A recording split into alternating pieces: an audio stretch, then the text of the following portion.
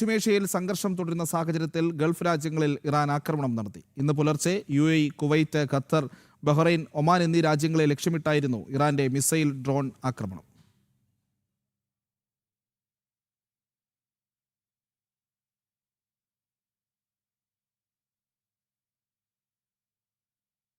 ഇന്ന് 2 തവണയായി നടന്ന ഇറാന്റെ മിസൈൽ ആക്രമണത്തെ ശക്തമായി പ്രതിരോധിച്ചതായി സായുധ സേന വ്യക്തമാക്കി. മിസൈൽ ആക്രമണങ്ങളെ വ്യോമ പ്രതിരോധ സംവിധാനം ഉപയോഗിച്ച് പ്രതിരോധിക്കുന്നതിനിടയിൽ അവശിഷ്ടങ്ങൾ തകർന്നു വീണ് ഒരു കുട്ടി ഉൾപ്പെടെ 3 പേർക്ക് പരിക്കേറ്റതായി ആഭ്യന്തര മന്ത്രാലയം അറിയിച്ചു.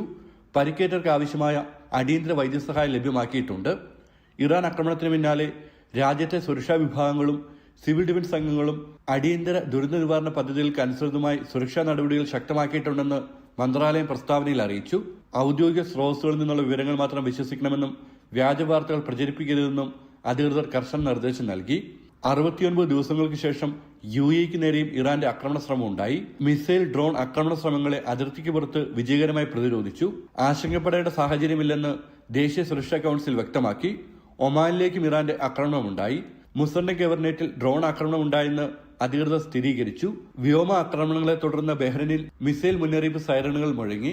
ഇറാന്റെ മിസൈലുകളും ഡ്രോണുകളും പ്രതിരോധിച്ചെന്ന് കുവൈറ്റും അറിയിച്ചു. ജനം, ദുബായ്.